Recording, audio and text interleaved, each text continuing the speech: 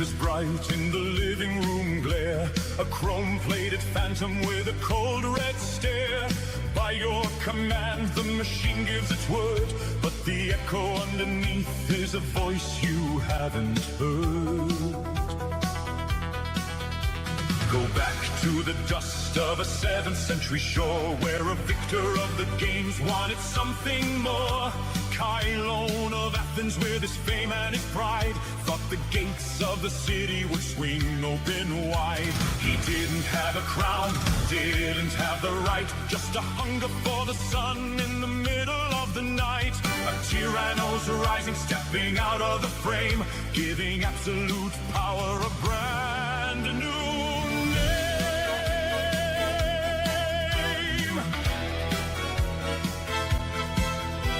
The Greeks saw the soul and the sickness within, how the appetite rules where the limits grow thin. But the Romans made it colder, a trauma in the bone, when Tarquin the proud took the blood-spattered throne. He silenced the Senate, he ruled by his whim, till the hatred of kings was a fire lit for him. The justice of a despot is a personal fiat, and the peace of a tyrant is a graveyard that's quiet.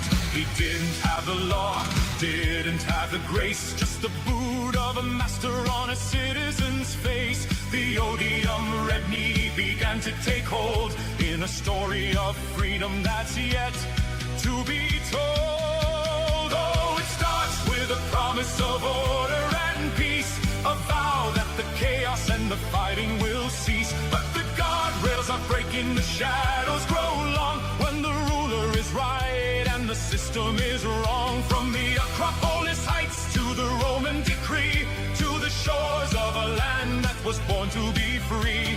The name might be different, the costume is new, but the ghost of the Chilon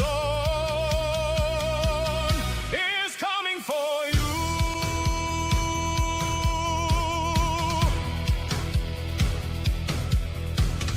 It's Tuesday, the 19th of May, 2026. It's hour 3 of Bill Mick Live, brought to you by O'Galley Electric. Our headline at BillMick.com, by your command. And we started the day with that, and we're going to end the day with it, as Dave Bowman has been with us all day. And in our Tuesday 8 o'clock hour, Dave brings us Dave Does History. Again, Dave, one of my favorite references in sci-fi is these Cylons in Battlestar Galactica, and by your command was their obedient phrase. Tell me where you're taking us today. It was September 17th, 1978. I was 14 years old, living in a place called Pueblo, Colorado. I was a freshman at Pueblo South High School. We had gone through the bicentennial a couple years before. The year before, we had been inundated with Star Wars, and ABC was advertising for a new TV show that looked exciting. Now, keep in mind that I'm also a Navy guy, so fascinated by aircraft carriers and things like that.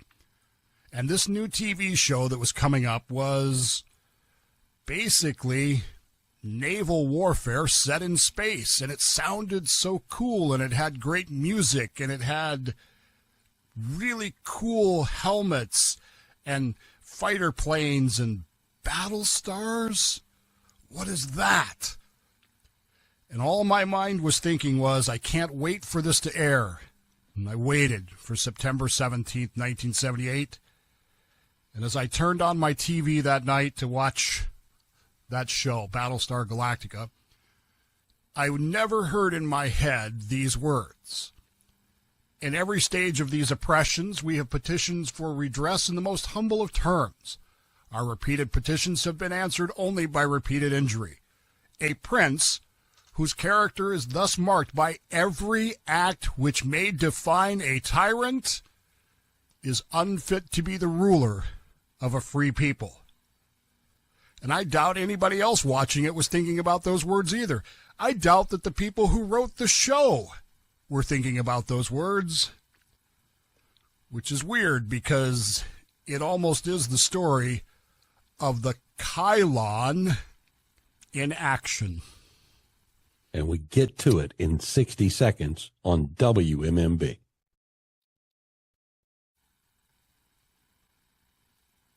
And for more of what Dave does, you can link up to Dave Does History on the show page today at BillMick.com, where By Your Command is the headline.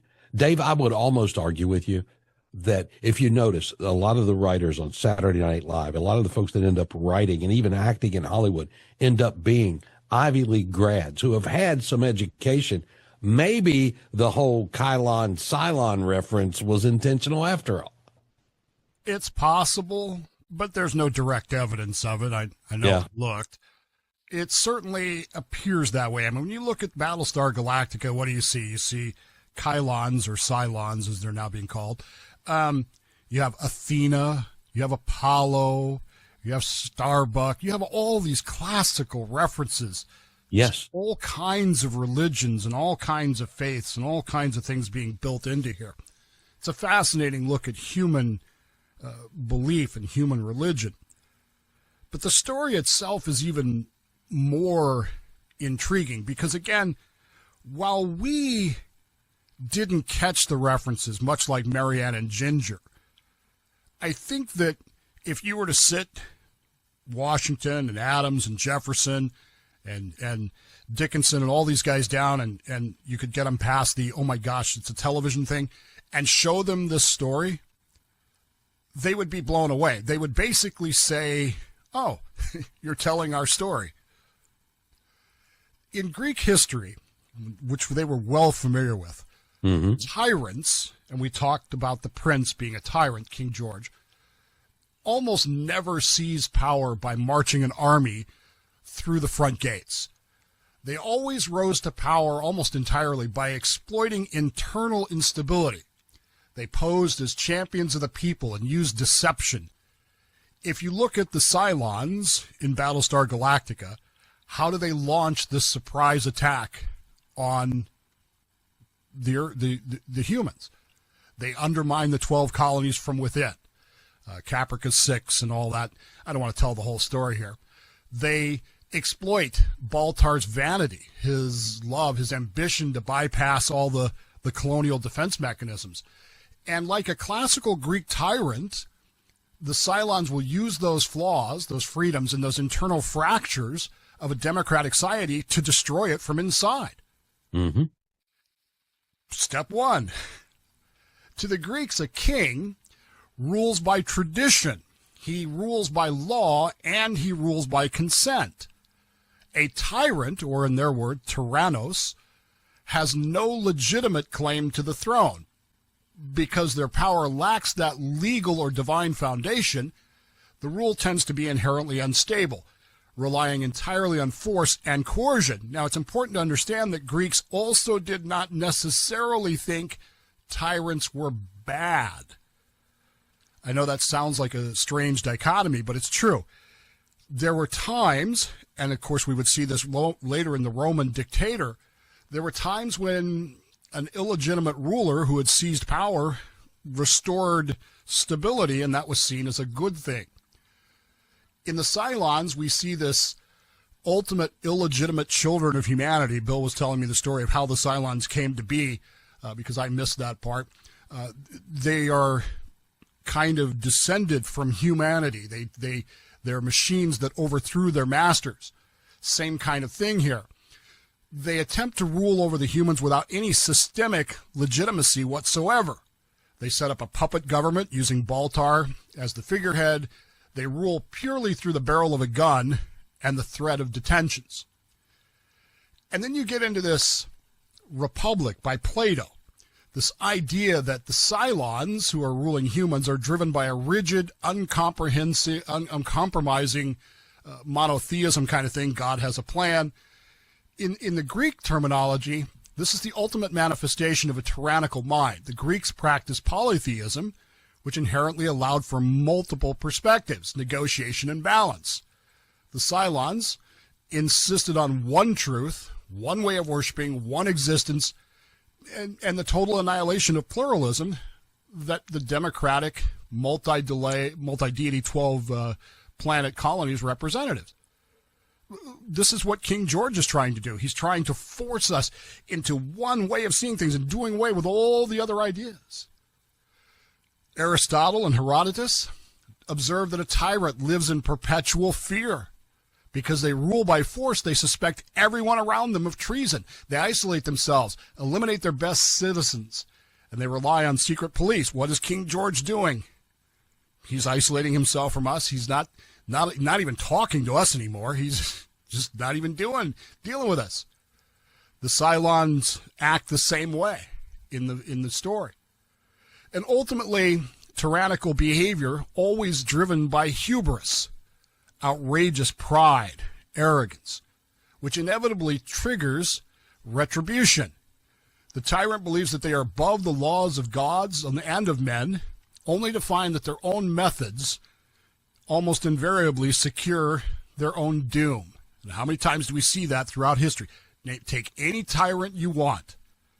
How often do we see in history where their own petard is where they come to be hoisted upon? Whether you're talking about Mussolini or even Stalin. It always comes back to that. The Cylons believe that they were flawless, chosen successors to a corrupt human race, but in Greek thought, the ultimate tragedy was that in trying to enslave others, they became completely enslaved by their own system of control. They lost their own humanity, they lost their own individuality, they lost their own diversity, and everything, Bill, becomes by your command. We do everything that way. Of course, all of this is familiar to the framers. They know all of this story. They know that this word Cylon, that we pronounce Cylon, is actually based on Chylon of Athens. In the 7th century, 632 BCE, Chylon is an athlete. He's a very popular athletic champion. This is a guy that beats everybody, beats the pants off everybody at every game you can imagine. His father, by the way, his father-in-law, is a guy by the name of Theogenes. He is a tyrant, a person who has already seized control of a nearby city called Megara. And because of his popularity and because of the political instability in Athens, Theogenes starts telling Chylon, hey, you know what you should do? You should just take over. And eventually he tries. And to a degree he succeeds. To a degree the revolt of Chylon of Athens takes over. But of course, all those things that we talked about come into play. His own paranoia, his own systems of government, his own unwillingness to allow other people to exist the same way ends up doing him in the end. This is where the Greek concept of tyrannos comes from, this idea of one man illegitimately ruling. And imagine now that you know all of this, you're well familiar with this, you're educated in Greek and Latin, and you write those words. A prince whose character is thus seen this way, is thus marked by every act which may define a tyrant, is unfit to be our leader. We're done with you. You're just like Chylon of Athens. And we pick it up in moments right here on 92.7 FM WMMB.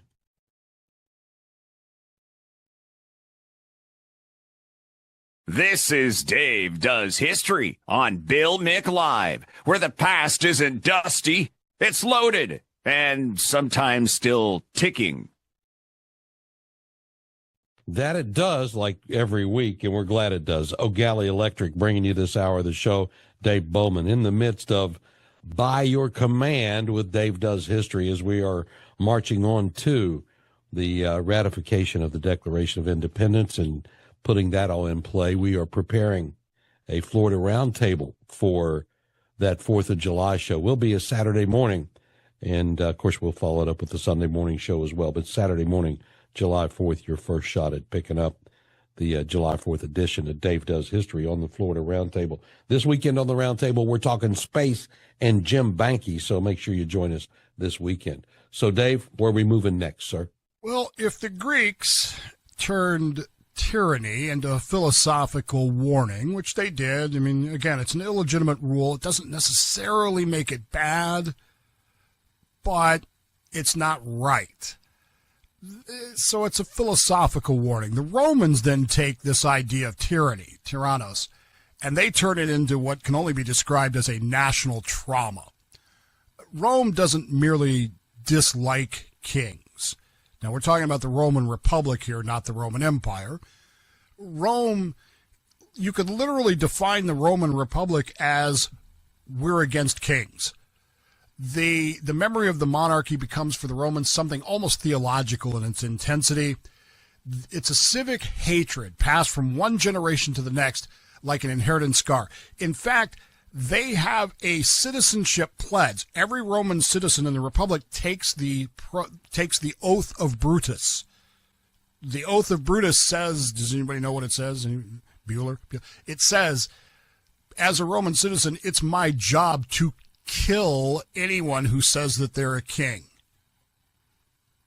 Which is why when you jump forward to 42 BCE, and Julius Caesar is standing in the Senate chamber, who's the guy that leads him? Who's the guy that takes him on? Brutus, who is actually a descendant of the original Brutus, who swears that anybody who says that they're a king, suggests that they're a king, thinks about being a king, has to be killed. And so from that aspect of it, you start to see that assassination of Julius Caesar a little bit differently, don't you? You have to understand that all this comes under the shadow of the first king of Rome, a guy by the name of Lucius Tarquinius Superbus, which is a great name, literally translates as Tarquin the Proud. According to Roman tradition, he did not peacefully inherit a stable throne. He seized power, as tyrants often will, through intrigue and violence, claws his way upwards, and eventually becomes both illegitimate and deeply corrupted. Once he was on the throne, he didn't guard Rome, but he mastered it, and it distinctly mattered to Roman culture. The Senate, which had earlier kings, had at least consulted or was respected on him. In this case, Tarquin basically shut them down. He said, nope, not going to have any part of this. Your Senate can just be quiet and they can bow down to me. The Greeks had described these tyrannical souls in abstract terms, but Rome was now living in one. And the crucial difference between Greek and Roman understanding of tyranny is that the Greeks looked at it intellectually, and they analyzed it that way. The Romans, having experienced it emotionally, almost viscerally, and reacted not just with violence against it, but with a pledge that eternally violates, to be violent against it. Rome saw tyranny as the ultimate evil, and they swore that they would never have it. That was their republic, and now here's Thomas Jefferson, John Adams, George Washington, all these other folks who know all of this, sitting in a room writing those words, your king is a tyrant. So the Romans are hearing none of this, Dave, and the would-be Americans are saying, you know what, we're not going to hear any of it either. They're not only were the Romans not hearing anything, of course, they chase out Tarquinian the Superbus. They get rid of him. They don't kill him, though, oddly enough, even though their vow from that point forward is to kill all tyrants. The intriguing thing here is that when they get rid of him, they form this Roman Republic in which they divide the old royal powers equally between two consuls, two men, not one, each holding equal authority, each capable of vetoing the other. Now, this has led to many historians criticizing the Roman Republic for being inefficient and, these endless political squabbles and blah, blah, blah. And we see some of this echoed today. How often do we hear about, our Congress is gridlocked, nothing's getting done? I love the articles. They come out every year, usually in January, February. Somebody will run an article about how this was the least effective Congress ever because they only passed 927 new laws, as if that's how we measure effectiveness. But what we need to keep in mind is that in the Roman idealism, the Republican idealism, this is actually the point. Efficiency in government could mean that one man can act without restraint. Think about that for just a moment. How often do we hear, I got a phone and a pen because I got to get stuff done because nobody else can? Or I'm going to sign an executive order. Romans were afraid of that.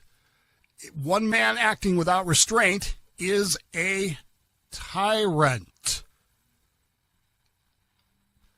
All this lay deeper in a Roman philosophy. Sovereignty belongs not to a king, but to the people themselves. And this idea finds its greatest defense by Cicero, one of the greatest Roman leaders. He argues that tyranny begins the moment rulers abandon law and place personal will above the commonwealth. The tyrant's not merely cruel. Cruelty alone is not sufficient. A tyrant was fundamentally a usurper of lawful order. And what did we learn last week? What is safety? Safety is the guarantee of the rule of law. And when that's taken away, you have a man who is treating the state as private property rather than a public trust. That Roman insight is disturbingly relevant, I think, to our modern society today. Republics rarely collapse overnight. They don't they don't fall down to thunder and banners. More often they erode gradually as citizens grow accustomed to exceptions, emergency powers, charismatic personalities, and the comforting promise that one extraordinary individual can bypass all of that for the public good. The Romans understood this temptation intimately because they had lived through it. Now, if you're watching Battlestar Galactica and any of its iterations, aren't you seeing this exact story? This eroding from the inside, this emergency powers, and eventually, what do you get? One person. There's an old Roman realism that in that view, hard-edged, unsentimental. But Romans did not believe that liberty survived because good men always prevailed. They believed liberty survived when no one man was allowed to become too powerful for too long. And history would later test that belief with very brutal force. And we'll close it up when we continue and give you an opportunity to weigh in next on Bill Mick Live. Empires rise, empires fall, and somebody always writes it down. Good thing you're here. Dave Does History on Bill Mick Live. O'Galley Electric bringing you the hour, and Dave Bowman bringing us the conclusion of this week's edition of Dave Does History. By your command, tyrants and those who won't tolerate them, and we are getting to that point as we march ever closer toward July 4th of 1776. 321-768-1240. Let you weigh in with comments or questions for Dave coming up in just a bit. So, Dave, where are we going now? I just think I'm always fascinated by this, how much of this stuff is ingrained into our culture, and yet we still miss it. It's the Marianne and Ginger question. You know, we missed all that. We missed all these stuff. And as we were sitting there in 1978, September 17th, watching the Cylons do all this, we didn't make those connections, and yet here is this same story being repeated over and over again. And this story is so well ingrained in the framers and the founders of this country. Their ancient fear of tyranny had crossed the ocean. It has settled deeply into the political imagination of the American colonies. We were terrified of tyrants. And under the English constitutional system, King George III, or any king of England, or queen for that matter, should not have been able to be a tyrant because the power should have been distributed with them and with Parliament, a representative body that could, overrule the king since 1689. But somehow or another, there's this, flaw in the English system, that the English Constitution, which is not written, does not apply to colonies. It only applies in Great Britain, in England. So that's how George III starts to begin to see himself as the ruler of the colonies, even though we have our own legislatures, our own traditions, our own this other stuff. Those men who would become the founding fathers are not inventing this political language out of scratch. They didn't just sit down in 1776 and go, well, what can we complain about? They are steeped in this history. Greek, Rome, Plato, Aristotle, Cicero. They admire the Roman Republic, even with its inefficiencies. And they studied the collapse of free states into tyranny with almost obsessive intensity. To them, these are not distant academic exercises buried in dusty libraries. They are warnings that are flashing. So when the colonial crisis deepens in the 1760s, now all the way up to 1776, many Americans are increasingly interpreting British actions through that unmistakable classical lens. They don't believe that they are merely quarreling over taxes and trade regulations. Get this through your head. The American Revolution has nothing to do with taxes. Taxes are the symptoms. They are not the cause. They believe that they are witnessing the ancient pattern repeating itself again and again, the slow transformation of lawful authority into arbitrary power. And that's why our Declaration reads the way it does. We often read it. In fact, I read an article this week and sent the bill about the parts of the Declaration nobody reads. We read it as this sacred national artifact, something to be ceremoniously read, framed behind museum glass. But in its own time, it was sharper. It was more dangerous. It was a formal bill of indictment against a tyrant. And its structure proves that. It's deeply classical. They don't just simply announce separation from Great Britain in emotional or patriotic terms. Instead, they construct a prosecutorial case, one grievance after another, 27 charges listed methodically before the entire world, like evidence in the Roman Senate. And the accusations that they make would have sounded hauntingly familiar to anybody trained in classical history. King George III accused of bypassing colonial legislatures, just like Tarquin, just like Cylon, obstructing the administration of justice, manipulating judges into dependence on the crown. Boy, that's something we could spend a lot of time on, couldn't we? Maintaining standing armies during peacetime without consent, dissolving representative bodies, interfering with lawful self-government, imposing taxes without representation. It's not the tax, it's the representation. To our modern ears, many of these complaints, and we've talked about them, can sound very procedural, very dry, even confusing. But to the 18th century mind, they were flashing warning lights. This guy is a tyrant. He's attempting to set up a tyranny. We've talked about standing armies. The colonies knew their Roman history. They knew that armies are loyal primarily to their rulers rather than to the law. Arbitrary taxation without consent, without representation, echoes the ancient fear that free citizens were being reduced into subjects merely to fund the ambitions of distant power. Manipulating courts strikes directly at the Roman idea that liberty survives only where the law stands above the rulers themselves. The Declaration's grievances are not random irritations collected into a political pamphlet. They are a formidable, recognizable classical portrait of a tyrant. And perhaps the most revealing is the Declaration's repeated insistence that these abuses are not isolated mistakes. Make a mistake once, you kind of forgive that. Second time, you kind of go, hey, wait a minute. These are, in fact, examples of character. The character of your prince in his long train of abuses and usurpations, language that would have resonated deeply with anyone familiar with Greek and Roman history and understanding of tyranny. It's not merely defined by a single unlawful act. It's a pattern. It's a habit. It's accumulation of power and repeated contempt for restraint.